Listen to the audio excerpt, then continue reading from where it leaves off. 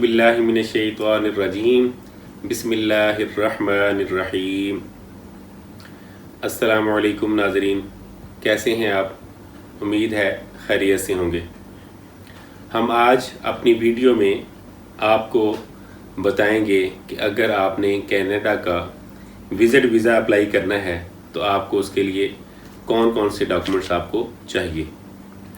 हम सबसे पहले आपको तफसील के साथ डॉक्यूमेंट की जो लिस्ट है वो आपसे शेयर करते हैं, आपसे डिस्कस करते हैं, आपको बताते हैं उसके बारे में। उसके बाद कुछ पॉइंट्स हैं जो एप्लीकेशन में और कवरिंग लेटर में आपको कौन कौन सी चीज़ें आपको देखनी हैं वो हम आपको बताएंगे। सबसे पहले तो आपको, जैसे हम पहले फ़्रांस में भी बता चुके हैं कि फ़्रांस की एप्लीकेशन आपने जब लॉन्च करनी है तो उसके लिए आपको कौन कौन से डॉक्यूमेंट्स चाहिए। तकरीबन कुछ सेम वही डॉक्यूमेंट्स यहाँ पे रिपीट होंगे। आपको सबसे पहले एप्लीकेशन फॉर्म आपको डाउनलोड करना है कनाडा की वेबसाइट से और उसको फिलअप करना है। उसके बाद आपको होटल की बुकिंग आपको करनी है। क्यों, होटल की जो बुकिंग है वो आपको अपने एप्लीकेशन फॉर्म में भी उस होटल का एड्रेस आपको पुट अप करना है, तो वो आपको पहले ही प्लान कर लेनी चाहिए। आपको एक रिटर्न टिकट आपने अरेंज करना है, कंफर्म्ड रिटर्न टिकट। उसके साथ आपने एक लेटर अपनी कंपनी से लेना है जहां पे आप जॉब कर रहे हैं। अगर आप बिज़नेस ऑनर हैं तो आपके साथ बिज़नेस ऑनर और आपकी ओनरशिप का जो डीड है वो आपके साथ अटैच होगी। इसके साथ आपने अपने बैंक स्टेटमेंट आपको चाहिए 6 मंथ्स की, वो अपने साथ में अटैच करनी है। अगर वर्स्ट सिनेरियो में अगर 3 मंथ्स की स्टेटमेंट है तो वो भी आपकी साथ में अटैच हो सकती है। आप फैमिली के साथ वीज़ा अप्लाई कर रहे हैं तो आपको मैरिज सर्टिफिकेट भी साथ में अटैच करना है। बच्चों के आपको सर्टिफिकेट, उनके जो एजुकेशन सर्टिफिकेट हैं आपने वो भी अटैच करने हैं। 2 आपको फ़ोटो चाहिए। एक फ़ोटो की बैक साइड के ऊपर आप अपना पूरा नाम अपना लिख देंगे और एक आपको नॉर्मल वहाँ पे एप्लीकेशन के साथ आपने अटैच करना है।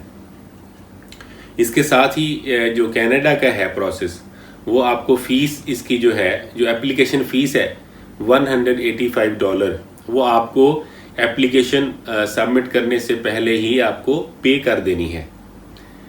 तो इसके साथ आपने जो लेटर आपने एम्प्लॉयर से लेना है उसमें कुछ डिटेल्स आपको चाहिए हैं, वो भी हम आपको अभी बताते हैं।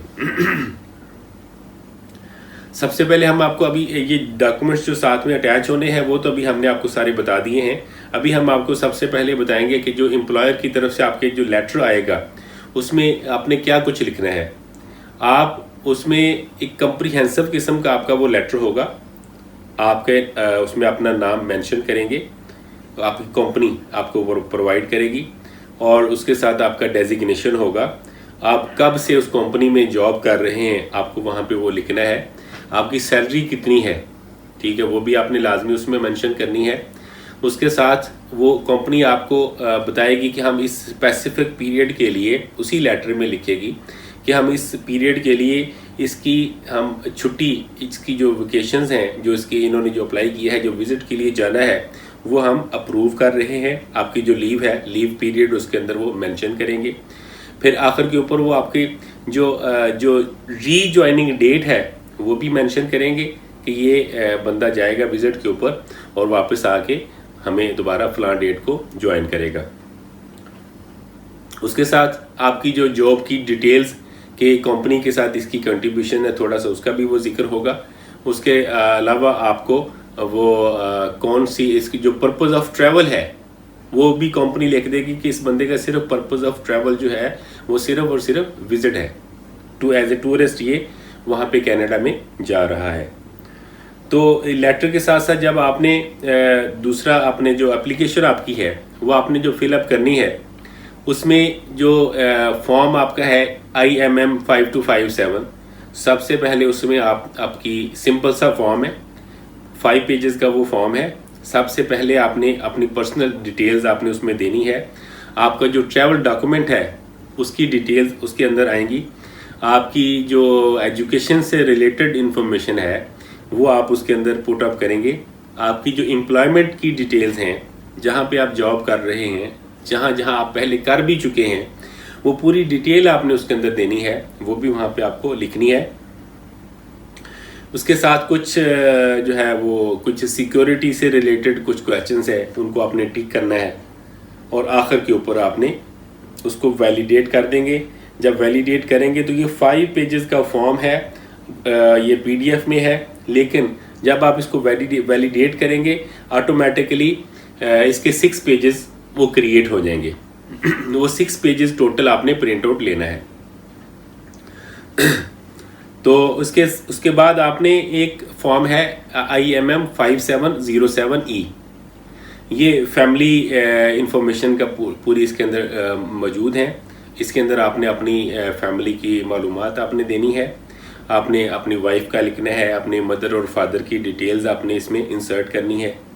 उसके बाद इसी के अंदर फिर आपके बच्चों का सबका आपने उनके नाम, उनके जो है ना वो एजेस के हवाले से वो पूरी डिटेल आपने वो लिखनी है।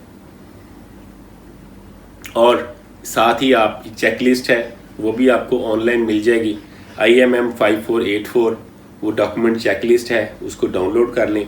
उसके मुताबिक आप मज़ीद अपने रीचेक कर सकते हैं कि कौन कौन सी चीज़ें हैं, कोई ऐसी चीज़ तो नहीं है जो रह गई है और वो उनको जो है ना उसकी ज़रूरत है, या आपसे रिलेटेड। उसमें एक अंडरटेकिंग भी है, उसमें एक ऑप्शन है कि अगर आपने ये फॉर्म किसी दूसरे से ने आपकी हेल्प की है उस फॉर्म को, एप्लीकेशन को फिलअप करने के लिए, तो वो भी आप उसमें वो मेंशन करते हैं। तो उसके साथ अब आपने एक कवरिंग लेटर भी अरेंज करना है।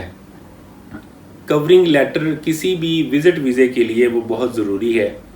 पहले ये होता था कि आप वीज़ा अप्लाई करते हैं, आपको एम्बेसी में इंटरव्यू कॉल आ जाती थी, आप face to face immigration officer के साथ जाके आप इंटरव्यू कंडक्ट करते थे। अब आपके फेस एक्सप्रेशंस हैं, बहुत सारी चीज़ें हैं, बहुत सारे सवाल हैं। जब वीज़ा ऑफिसर आपसे सवाल करेगा तो वो आपके इम्प्रेशंस को देखकर वो वीज़े को डिसाइड करता है कि भी इसको मुझे वीज़ा देना है या नहीं देना। अब आपका जो कवरिंग लेटर है जो आपको साथ अटैच करना चाहिए, अब ये समझ लें कि ये आपका इंटरव्यू ही है। आपने खुद से अज्यूम करना है कि ये कौन कौन सी चीज़ जो वीज़ा ऑफिसर आपसे पूछ सकता है। एक पेज के अंदर कंप्रीहेंसिव किस्म का लेटर आपने अरेंज करना है ताकि वो वीज़ा ऑफिसर उसको पढ़े और आपके बारे में काफ़ी सारी चीज़ें उसको पता चल जाएं। आपने उसके अंदर सबसे पहले अपना जॉब का बैकग्राउंड लिखें कवरिंग लेटर में, कि मैं अपनी इंफॉर्मेशन दें, जॉब की डिटेल्स दें कि मैं कब से कहाँ कहाँ क्या क्या मैंने जॉब की है। फिर उसके बाद अपना ट्रैवल हिस्ट्री का मेंशन करें कि ये मैं अभी कनाडा तो जाना चाहता हूँ, लेकिन इससे पहले मैं बहुत सारी जगहों के ऊपर जा चुका हूँ। मैं फ़्रांस जा चुका हूँ, मैं मलेशिया में जा चुका हूँ, मैं तुर्की का विज़िट कर चुका हूँ, मैं थाईलैंड में जा चुका हूँ। अपने आप को टूरिस्ट आप थोड़ा सा प्रूव करें। अगर आप जहाँ जहाँ आप जिधर भी आप ट्रैवल कर चुके हैं आप उसकी डिटेल वहाँ पे मेंशन करें कुछ, यानी कि आपकी ट्रैवल हिस्ट्री आप वहाँ पे थोड़ी सी ब्रीफ के साथ आप वहाँ पे लिखेंगे। उसके बाद आप अपनी टाइज जिधर से भी आप अप्लाई कर रहे हैं, आप पाकिस्तान से अप्लाई कर रहे हैं, आप इंडिया से अप्लाई कर रहे हैं, अपनी जो आपकी जो टाइज हैं वो आप वहाँ पे बताएंगे कि मेरी प्रॉपर्टी है, मेरे रिलेटिव्स हैं, मेरे यहाँ पे जो है ना वो अपना फाइनेंशियल एसेट्स हैं और मेरे भाई बहन यहाँ पे रहते हैं। ठीक है, तो मैं डेफिनेटली जाऊँगा। और अगर आप अकेले ट्रैवल कर रहे हैं तो बताएंगे मेरे बीवी बच्चे यहाँ पे हैं, वो मेरे साथ नहीं जा रहे, मैं कनाडा जा रहा हूँ, मैं विज़िट करके मैं वापस आऊँगा। वो आपने थोड़ा सा ब्रीफ करके आपने वहाँ पे लिखना। अगर आप फैमिली के साथ जा रहे हैं तो आप उसमें लेटर में मेंशन कर दें कि मेरे पेरेंट्स हैं, मेरे भाई यहाँ पे हैं, भाई बहन हैं, ठीक है, और काफ़ी सारी एसेट्स हैं, तो मेरा जो फैमिली जो ट्री है पीछे वो बड़ा स्ट्रॉन्ग है, तो लिहाजा मुझे ये ट्रिप करके, मुझे टूर करके मुझे वापस आना ही है। तो ये भी आप वहाँ पे थोड़ा सा 3-4 लाइनों में, एक पैराग्राफ में ब्रीफ करके आप लिखेंगे। फिर आखिर में थोड़ा सा एक इसको समराइज़ करें कवरिंग लेटर में कि आपका पर्पस ऑफ ट्रैवल जो है मेरा सिर्फ़ और सिर्फ एज ए टूरिस्ट है, मैं सिर्फ विज़िट करने के लिए ही जा रहा हूँ, मैंने कनाडा में फ़लाँ जगह के ऊपर जाके उसको विज़िट करना है। कुछ 2-4 चीज़ों के आप वहाँ पे लाजमी नाम लिखें, तो उसको फिर एंड कर दें। तो किसी भी वीज़ा के लिए आपको कवरिंग लेटर लाजमी आपको लिखना चाहिए। एम्बेसी की तरफ से कंपलसरी नहीं है। ये जो कवरिंग लेटर है ये आपकी एप्लीकेशन को फर्निश करता है।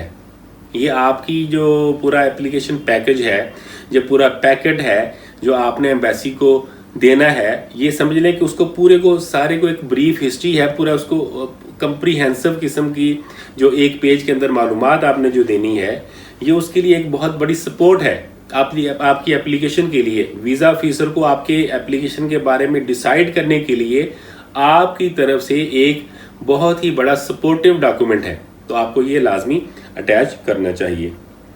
तो यही चीज़ें हैं जो आपको अपनी जो विजिट वीज़ा अप्लाई करने के लिए आपको चाहिए। कोई बहुत लंबी लिस्ट नहीं है, बहुत ही आसान है। आपके पास जो है ना वो ये सारी चीज़ें आप आसानी से अरेंज कर सकते हैं। आपके पास हर किसी के पास बैंक स्टेटमेंट होती है, आपके जो बेसिक ट्रैवल डॉक्यूमेंट्स हैं आपके पास मौजूद होते हैं, ठीक है। आप फ़ीस अप्लाई कर सकते हैं, फ़ीस पे कर सकते हैं।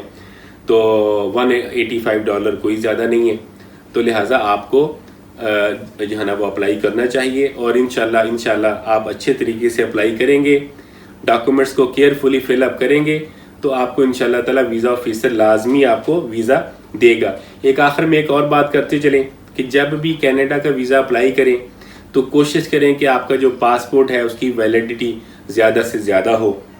उसकी 2 साल, 3 साल, 5 साल या 8 साल या 10 साल उसकी वैलिडिटी हो, क्योंकि कनाडा के बारे में मोस्टली जो एक राय है, वो ये है कि आपका जितना आपका पासपोर्ट वैलिड है, आपको कैनेडियन एम्बेसी उतना वीज़ा दे सकती है।